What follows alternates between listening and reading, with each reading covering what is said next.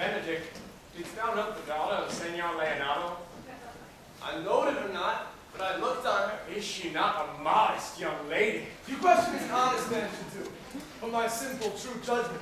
Or would you have me speak out to my custom as being a professed tyrant to their sex? No, I pray thee, speak in sober judgment. Why, in faith, methinks she's too low for high praise, too brown for fair praise, and too little for a great praise. Only this commendation I can afford her. The were she other than she is, she were unhandsome. And being no other but as she is, I do not like her. Thou thinkest I am in sport. I pray thee, tell me truly how thou likest her. Would you buy her? Would you inquire after her? Can the world buy such a jewel? Yea, and a case to put it into. Speaking this to the side, bro. As you play the flouting jack, to tell us Cupid's a good hair finder, and Vulcan a rare carpenter. Come, in what key shall a man take your supper? In mine eye, she is the sweetest lady that I have ever looked on. I can see yet without spectacles, and I see no such matter. There's her cousin. Were she not possessed with a fury exceeds her as much in beauty as the first of May doth the last of December. I hope you have no intent to turn husband now. I should scarce trust myself, though I had sworn the contrary, if Hero should be my wife. It's come to this.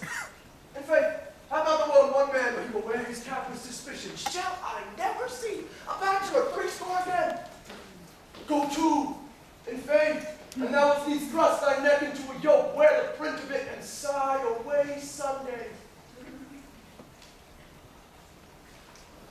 Look, Don Pedro is returned to seek you. What secret had held you here that you followed not to Leonardo? I would your grace would constrain me to tell. I charge thee on thy allegiance. You hear, Count Claudio? I can be as secret as a dumb man. I would have you think so. But on my allegiance, mark you this, on my allegiance. He is in love. With who? Mark how short his answer. With Hero.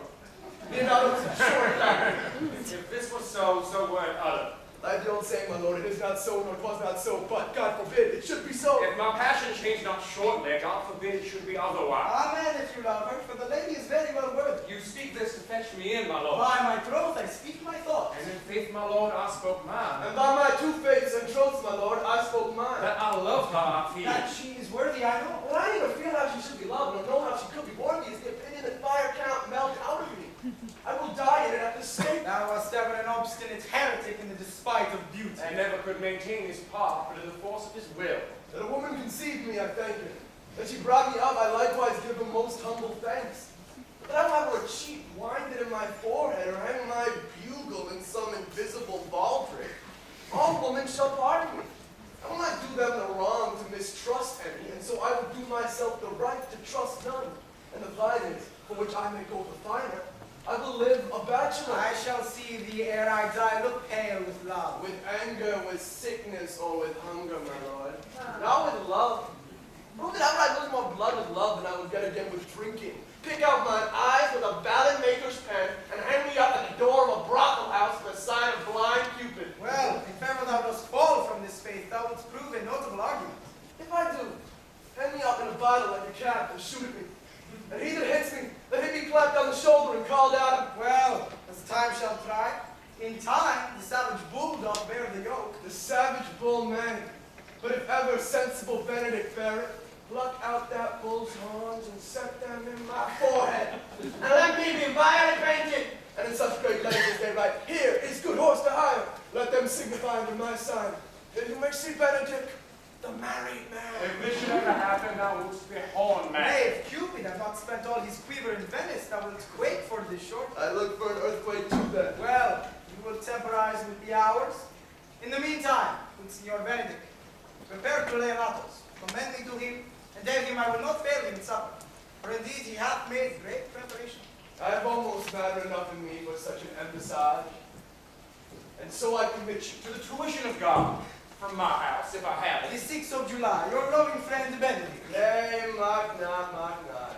The body of your discourse is sometimes guarded with fragments, and the guards are but slightly based on neither. And you flout old ends any further, examine your conscience. And so I leave you.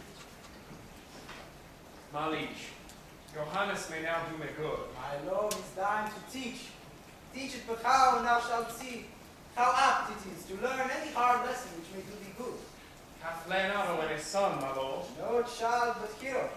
She's his only heir. Dost thou affect her, Claudia? Oh, my lord.